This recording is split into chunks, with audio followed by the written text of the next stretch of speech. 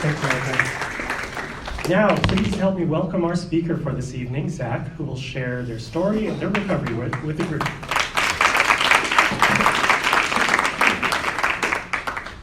Good evening, everyone. My name is Zak, and I'm an addict. Hi, Zak.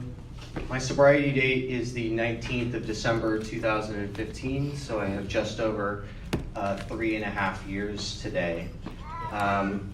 And this is really kind of an interesting moment for me personally to be kind of having this experience of being asked to share. For a little bit of the backdrop, I spent my first 9 months in sobriety in inpatient treatment programs.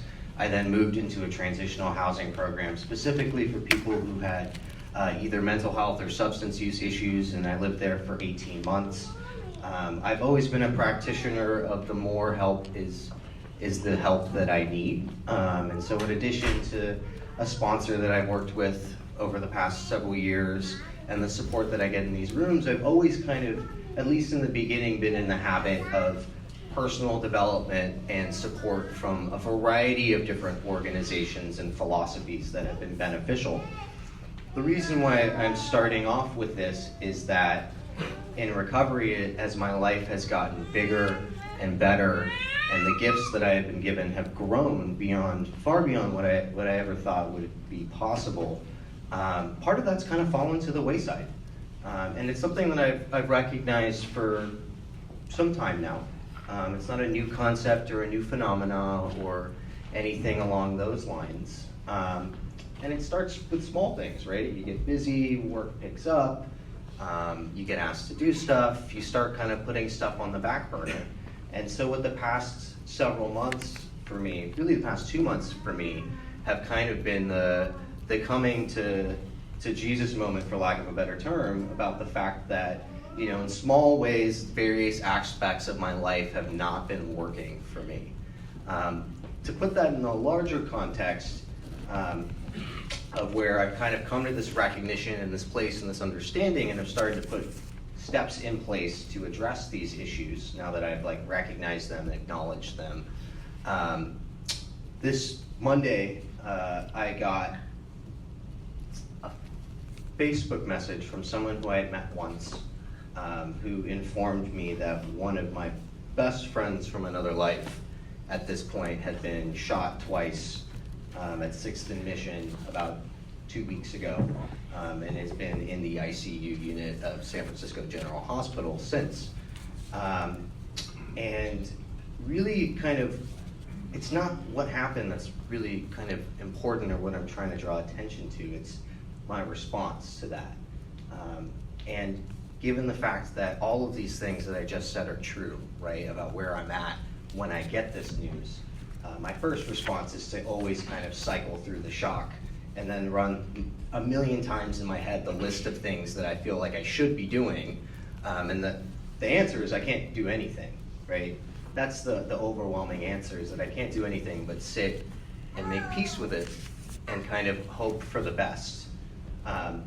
The added dynamic was that since there is still an active SFPD investigation, this was someone who I was not able to see even after I got the news because of security protocols that they have in place.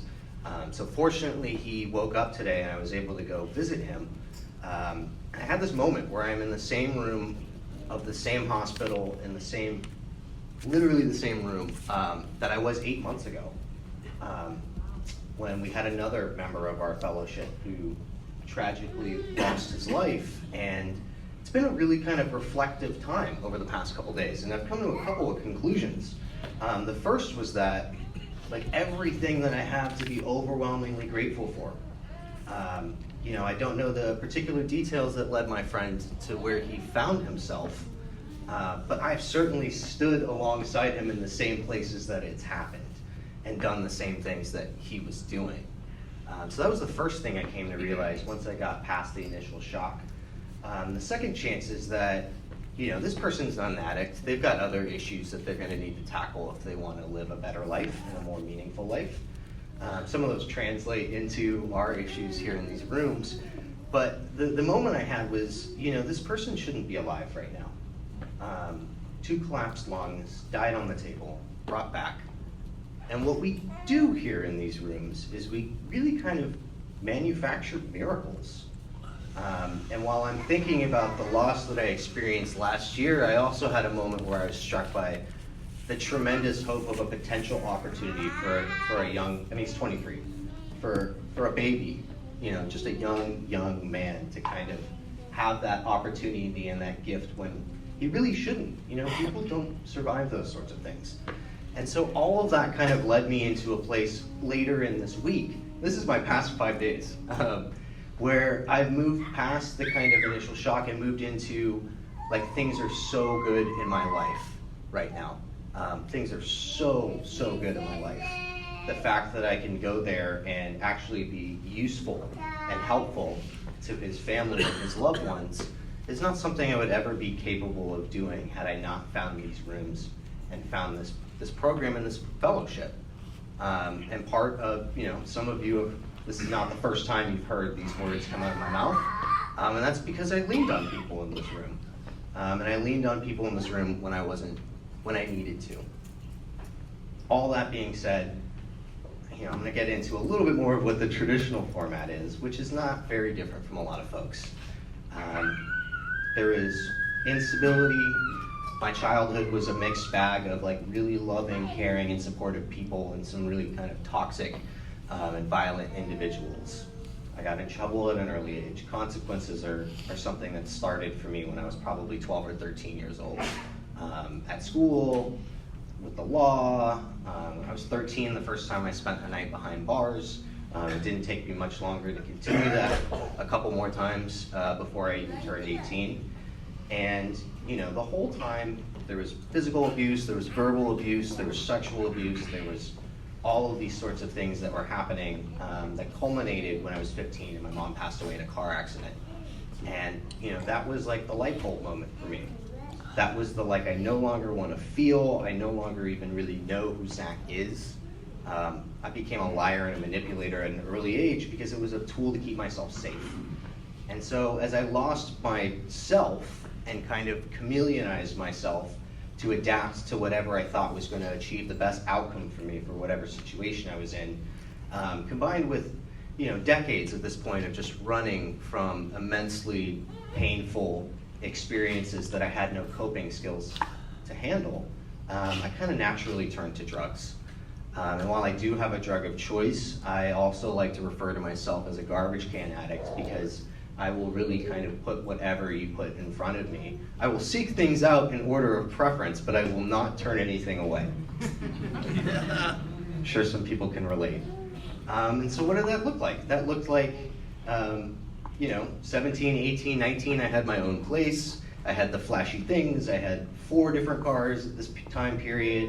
I had a 6-figure salary. You know, I was running around San Francisco and Oakland, eating at, like, some of the nicest places, shopping wherever I wanted, and that all disappeared.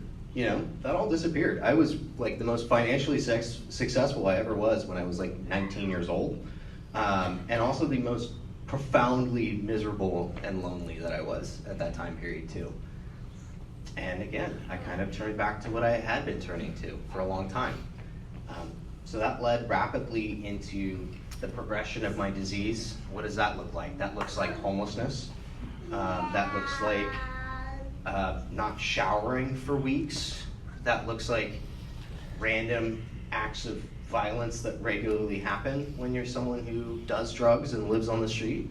That looks like getting 5150 by the police on your 21st birthday and spending your 21st birthday at John George Psychiatric Hospital. What else does that look like? You know, that looks like when I walked into these rooms, I weighed 107 pounds and had 22 cavities. That's what addiction looks like for me. And there's someone in this room who knows exactly what that looks like. So what took to get me from there to here, right? I like to say that really kind of codependency and happy accidents. I didn't seek recovery.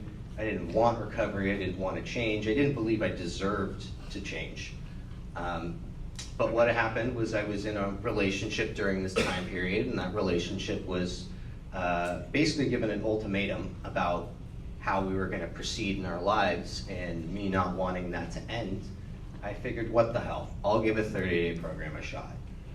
I kind of really went in with the intention of doing the 30 days, pleasing, the powers that be, family, friends, loved ones, and, using it as a moment to maybe get back out there and figure out how I can do what I was doing and not end up homeless. And what happened was I relapsed 3 weeks into this treatment program, and I had an opportunity to get honest about it, and I took that opportunity, and I had an opportunity to get honest with myself about just how serious and bad things were. And so what ended up happening was 30 days turned into 6.5 months at that program, and then when I left, 3 months at another program here in San Francisco. And at this point in my life, I am not quite, I wouldn't go so far as to say I was happy, but I was committed and dedicated to finding a different path.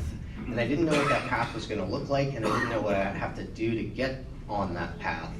But I kind of was beginning to entertain the notion that perhaps life could actually be good.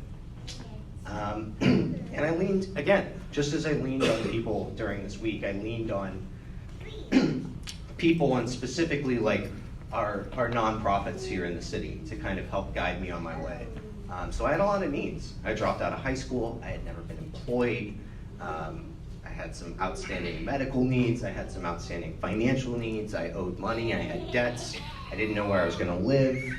And there's a lot of fear and insecurity that came with that. And there still is, to a certain extent, on bad days, fear and insecurity that comes into all these sorts of issues. It doesn't go away. What's changed is my ability and my response and how I handle these issues when they come up. And slowly but surely, and just by taking suggestions from people, like my case managers or my sponsors or the people in my life whose word I valued and respected, I've kind of been able to build something that, again, as I started my share off, is far beyond my wildest dreams or expectations. So these days I have my own apartment, which was huge. I went and completed my GED certificate.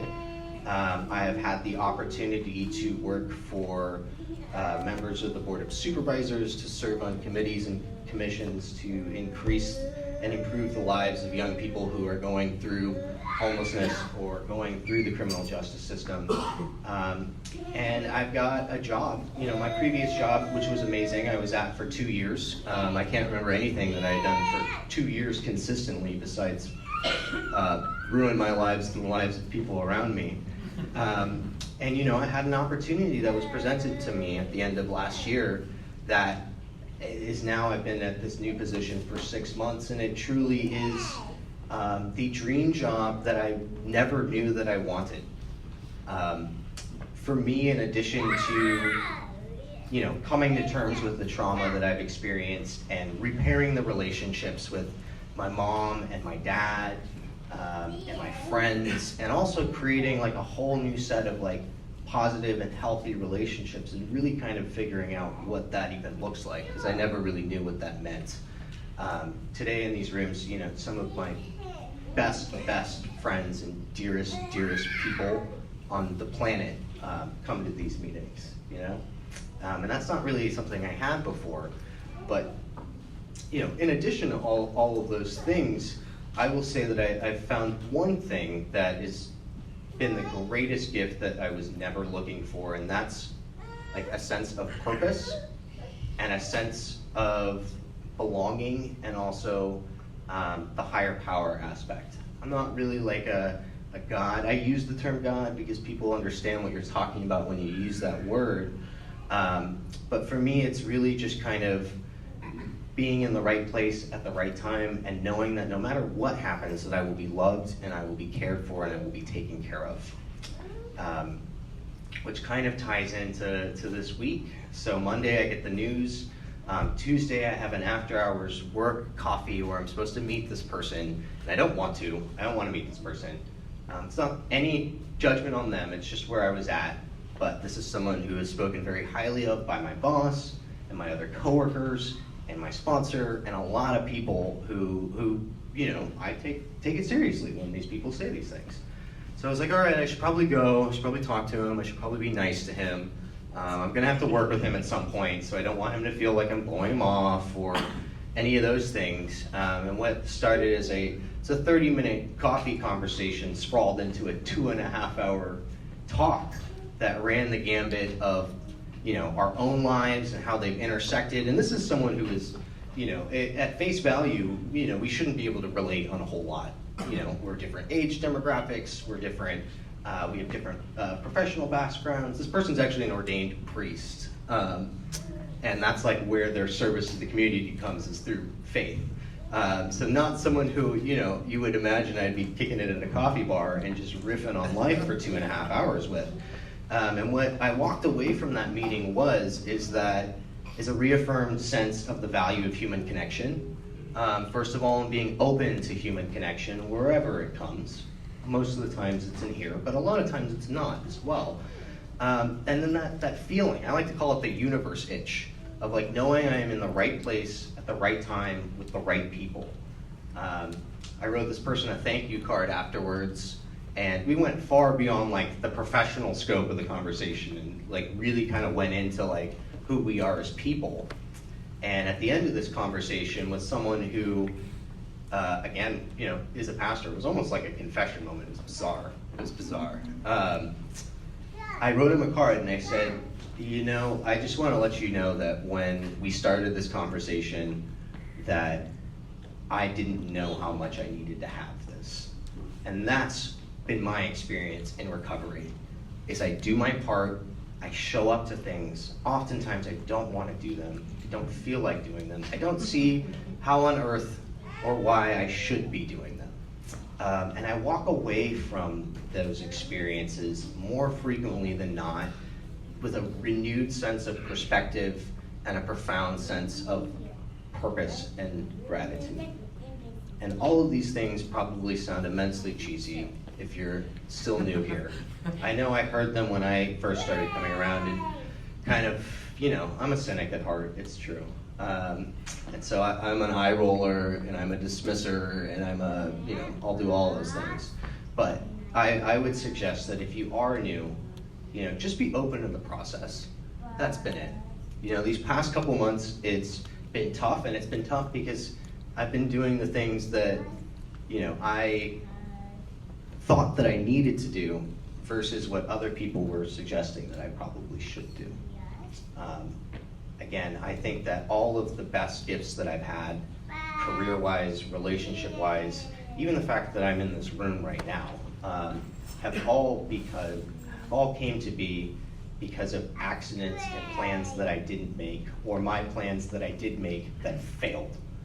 I only started coming to this meeting because one of my best friends at that first treatment program came to this meeting, and I wanted to see them. It wasn't because I went looking for it or really even knew that CMA existed before I walked in the door. It was really because I valued that relationship and I wanted to be able to see this person.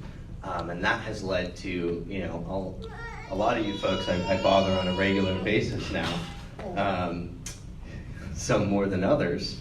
And a lot of them bother me on a regular basis now, some more than others. And that's great, right? Like that's a gift that I've been given that I never would have walked into this room had I not kind of followed that one little train. And for me, those roads have been numerous, they've been frequent, and while they aren't always easy to see during the moment, part of like my philosophy of who I am now is kind of looking backwards. And a lot of times I don't have that, and tell me to shut up if I need to shut up, thank you, friends. I don't have like that aha moment where I had a spiritual awakening. The spiritual awakening for me has been a past self-reflective of like the journey along the way. And that's where I really picked up that profound sense of belonging, is through kind of looking through the lens of how I have spent the past couple years. So I'll wrap it up with this. I went through some pretty dark times in my childhood because of things that were put on me. And then I went through some pretty dark times in my teenage and early adulthood because of things that I put on myself. I can honestly say that the best my life has ever been is now. 2018 was a year that was so immensely impactful for me and beyond what I ever thought I would achieve for myself, period. And 2019 is already blowing it out of the water. And so while there have been tough times and there will continue to be tough times, during the hardest moments I've had in recovery, I have always known that there will be a circle of people who will drop whatever they are doing to help me if it ever gets to that point. And if you allow yourself to really kind of open up to this, you will also have that circle of people, and probably already do, even if you don't know it. So I'm going to finish up with that. I just want to thank you for the opportunity to come speak here tonight, and know that you are loved.